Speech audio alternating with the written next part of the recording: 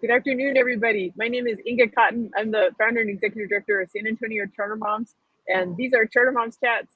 And we've been going live at 4 p.m. weekdays to share information that will help families to find schools that are the right fit for their children. And I'm so proud that today we get to feature a student story. So Brianna Byars is a sophomore at Incarnate Word High School, and she wrote a guest post for the blog. And there's a link to that blog post in the description of the video. So I encourage everybody to go read it. Brianna did a great job expressing what it's been like to be a student during the pandemic with at-home learning and in-person learning.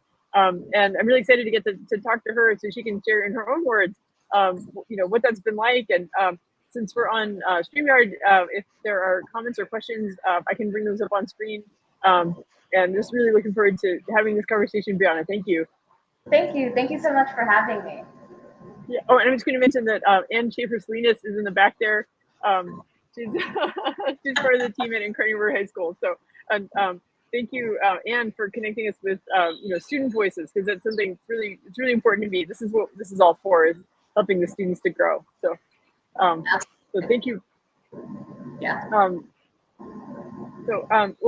Brianna, just in case there are people watching the video who aren't familiar with Incarnate Word High School, I was wondering if you could kind of share, like, in a nutshell, like what do people need to know about Incarnate Word High School?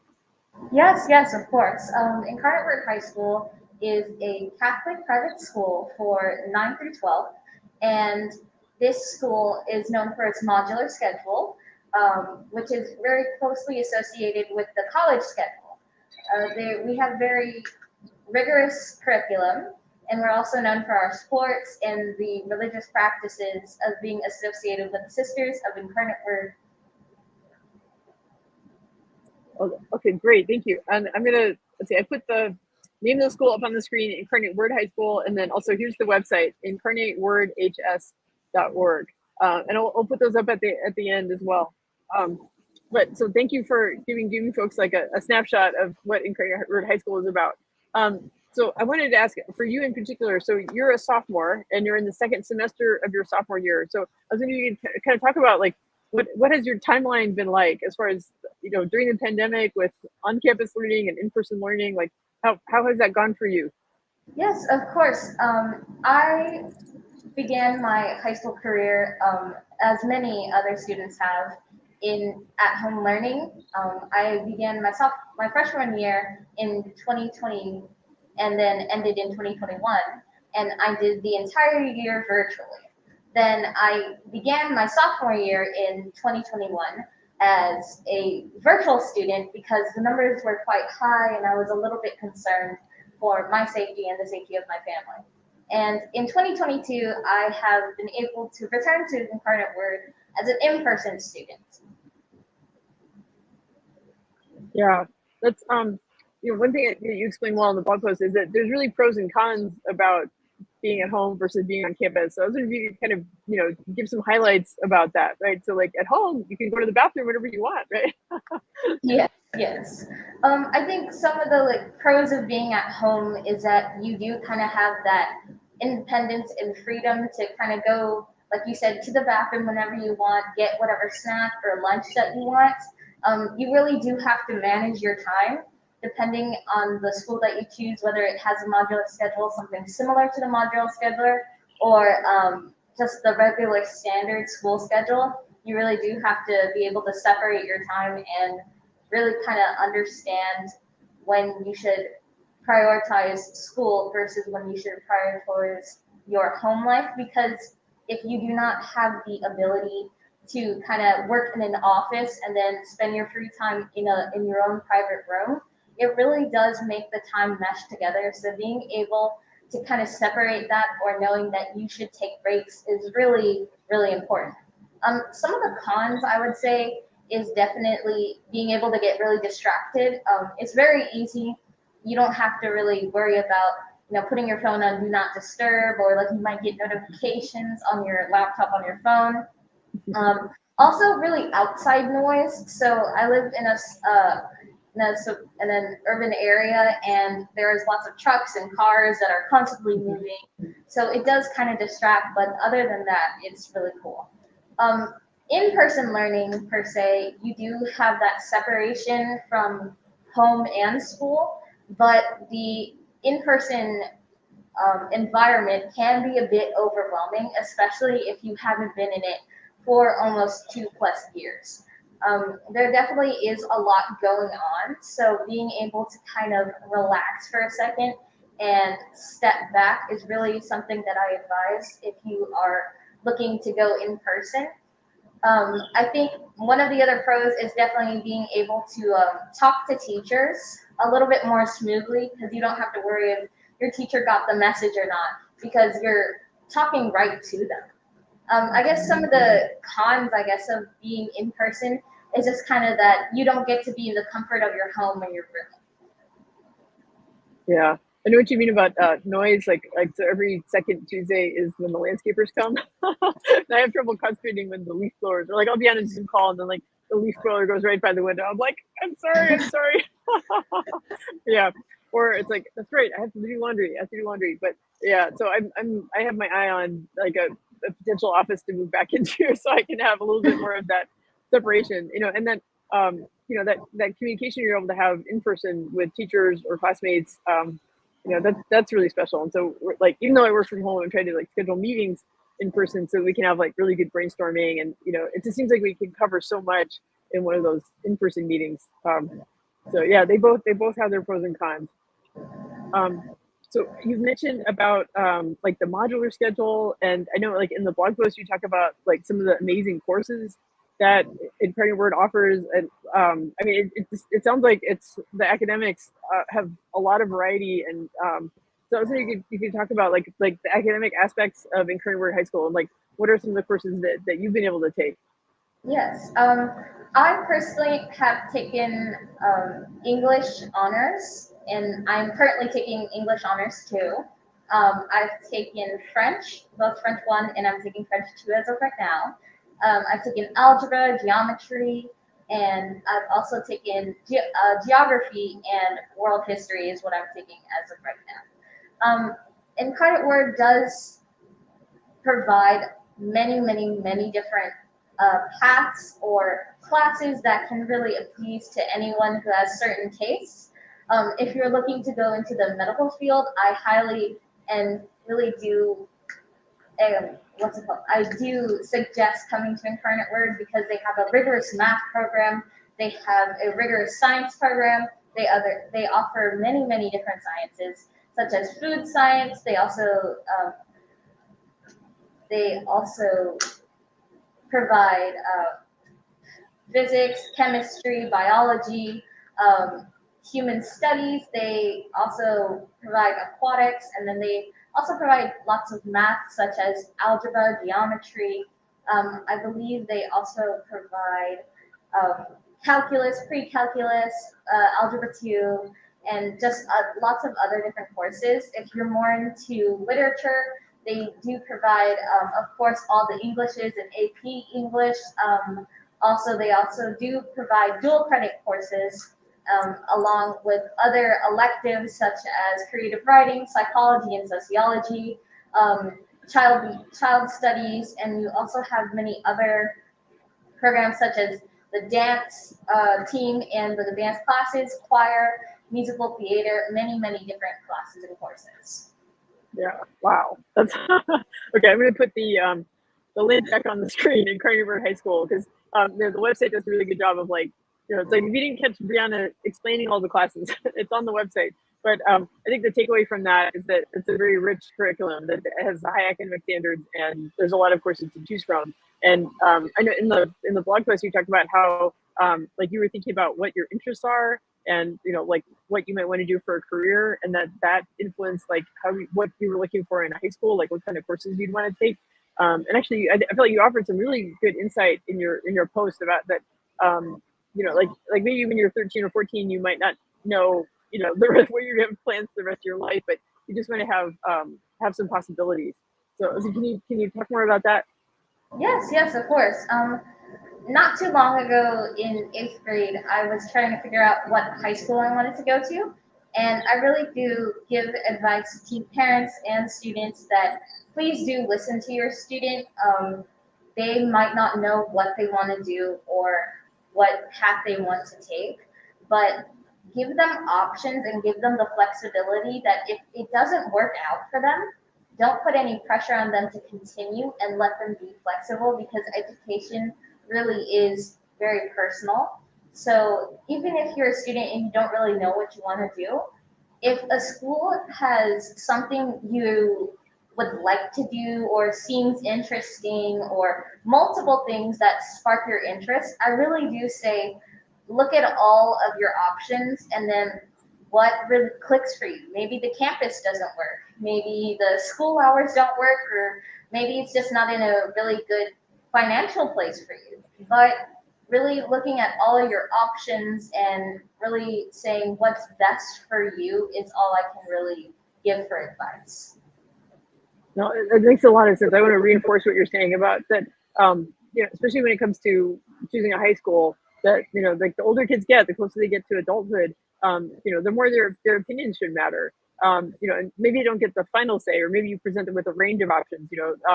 So actually, my son changed schools between 8th and 9th grade, and I kind of narrowed it down to two that I was comfortable with, and let him pick, among those two, because I knew like it was going to be okay either way, and he's really happy with his choice. And part of it is like having those conversations about, okay, maybe as an adult you might want to do this, but just make sure that there's like like at Incarnate Word there's multiple courses, like, so whether they're interested in medicine or in like the psychology, sociology, like there's multiple things that they can try and experiment with and build up on, and they might discover things once they're there that didn't occur to them when they were in 8th grade, but now that they're exposed to it in high school, that y'all are getting excited about it.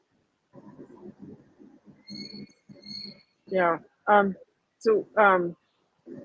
really appreciate how in the post you were very direct about that adults are making decisions about the pandemic. Adults are making policy decisions, and they may not be taking into account how it's impacting young people, how it's impacting like children, teenagers, young adults, and that's like I'm really glad to have your post because then you can share. But can you talk more about like what has it been like? I mean, you talk about like like milestones that you weren't able to celebrate with other people because you wanted to keep yourself and your family safe during the pandemic. So like what do the grown-ups and the decision makers need to know about how the pandemic has affected young people? Yes, I think for me personally, the pandemic, as it has for many other students, parents, I mean, so many other people, has taken away a lot of milestones. For example, I turned 15 during the pandemic, and I'm Latina, so I was going to have a quinceañera. But sadly, that had to be pushed back and eventually kind of canceled because the pandemic really just makes it hard to do that while keeping everybody safe. I was going to graduate from 8th grade and I was planning to invite my family, but sadly we had to do our graduation virtually just because it was much safer that way to make sure that we were going to be able to reach that milestone. But it was kind of sad because I wasn't able to, hug my friends and say goodbye and really kind of let go of that part of my life the way so many other people have. And that's kind of similarly to how many high school seniors, college seniors, I mean, so many people, juniors getting the junior ring, um, athletes trying to get their awards and playing the games and, working on their sport. It really has affected, how we've lived our lives. And I really do think that when your child or your student or your adolescent is expressing or showing any symptoms of being maybe having depression or dealing with anxiety or dealing with any mental illness that has not been addressed, do talk to them, but show respect because it is, mental illness really is a very personal thing. And if it really is affecting this person as it does in a negative way, trying to offer them resources to get help, talking to their pediatricians and their doctors about what could be right for them, whether it's therapy, whether it's medications, whether it's a mix of both, and really understanding that the pandemic has kind of taken a toll on our lives. And Definitely, if they seem upset that, let's say, like their school isn't allowing them to wear masks, or their school is allowing them or is making them to wear masks, ask them why they feel that way and try to find a healthy way for them to express those emotions rather than them kind of expressing them in negative ways. And if your child is being forced to, have an opinion about something, or if they feel kind of pressured to have an opinion on something on the pandemic or all of the politics that are surrounding the pandemic, really show them that it's okay to not know the answers because none of us have lived through a pandemic. So it's okay to just kind of keep working through things. Yeah. Well, Brianna, that's really insightful. Like I'm blown away by how thoughtful you are at such a young age. I know that you talk about like the precautions that we had to take and missing the milestones, but it was because we were trying to keep each other safe and doing what's right for our community. I mean that's part of the values that Incarnate Word High School is built on. And what you said about mental health, like that's something that I'm hearing from a lot of sources, and I've experienced myself. I've had to check in on myself about mental health, and what am I doing to take care of myself so that I can keep working and keep taking care of my family. Because, like you said, so much stuff has happened to us, and we just have to like treat ourselves and treat the people around us with kindness, offer resources, and just like let them express themselves and try to find positive ways to express what's frustrating, because like so many frustrating things have happened and we've had to just try to accept it and move on. But it's like at some point fatigue kind of sets in. But I think you're coping with it in a remarkable way. And I know that so Anne told me that you actually serve as class historian for the sophomores at Incarnate Word High School. So I mean, what has that been like? I mean, what a time to be class historian, right? Yes. We really do have a lot that goes on at Incarnate Word. So with the pandemic, it's kind of hard to, exercise those kind of luxuries, such as like, oh, let's have a bake sale, or oh, let's give out this, because it's like, how will this affect the health and safety of everyone around us? So for Valentine's Day, we decided that we give out the pre-wrapped lollipops, the individually wrapped ones, and just put them there. That way, the students could have something for Valentine's Day, but we wouldn't have to be worried about, oh, will this affect their safety? Will this affect their health? Will this cause some kind of spread? It was more of a relaxed thing. And it has been kind of hard to arrange meetings, with so many things going on, but it's been challenging, but also fun. Yeah, yeah. Well, that's one thing that I know from talking with Anne and like researching about Incarnate Word High School is there are so many traditions. The sisterhood is really built on these relationships and this mentorship between the girls with more experience at the school and the new girls joining it. And there's things about your uniform, like your sash that you're wearing, and just I mean, what an amazing school. It's been around for so long and has had a tradition of excellence for so long. And this is just another chapter in it. But from what I can see, the girls are staying true to your values about what kind of community you want to have and what kind of how you want to prepare for the future, because there's still going to be like great careers to be had, and and be able to make a difference in our community with all the skills and all the relationships that you're creating while you're at Incarnate Word. So well, I always want to close out with like how folks can learn more. I hope that families listening to this and reading the blog post are intrigued. They hope their daughters can be as expressive and well spoken as you are. But Brianna or Anne, do you have like any final thoughts you want to offer before I like put the contact info back up on the screen? Do you have any? I did. You've done such a great job, Brianna. I can't. There's nothing I can add.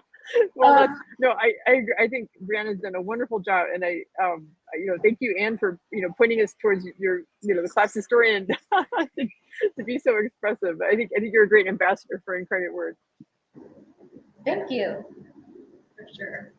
So I didn't mean to cut you off. If you had more you wanted to say. Oh, no.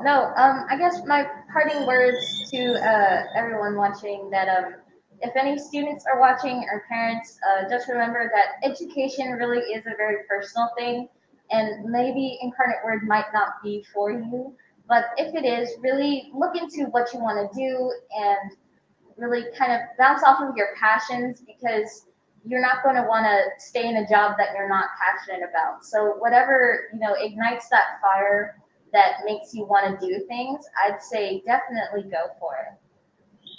Yeah, yeah. Well, wonderful. Okay, so I put the name of the school on the screen. I'm going to put the website address, and then I'll put the phone number up on the screen. So the website is Incarnate Word High School, or I'm sorry, incarnatewordhs.org is the website, and there's lots of information there about the curriculum, like the courses that Brianna was talking about, the modular schedule or mod schedule, how it's university like and kind of prepares them for higher education, and there's also ways to reach out, and then so here's the phone number. It's 210-829-3100. And I guess, and y'all offer like things like school tours and shadow days and things like that, so that girls can see if it's going to be the right fit. Yes, we absolutely do. And so I run the virtual program, as you know, Inga, and so families that are looking for virtual learning, like Brianna was doing, would contact me. My colleague, Ms. Ariana Uribe, handles the traditional campus, and so for families that are looking for a traditional experience, she is the one that they would be working with. You can find our contact information on the website on the admissions page, and we're happy to chat with any family that's curious about Incarnate Word. Yeah, great. Well, this has been a great experience getting to talk to you, Brianna. I'm really thankful, and thank you for the guest post. I'm really proud to have that on our site, because like you said, we grown-ups need to be listening to the young people and how this whole situation has been affecting you guys, and you guys have good ideas about how things need to change, and just the adults need to get on board. Yes, thank you so much for the opportunity, and thank you for your time. Yeah, thank you. Take care. Okay, Thank bye. you. Thanks. Bye.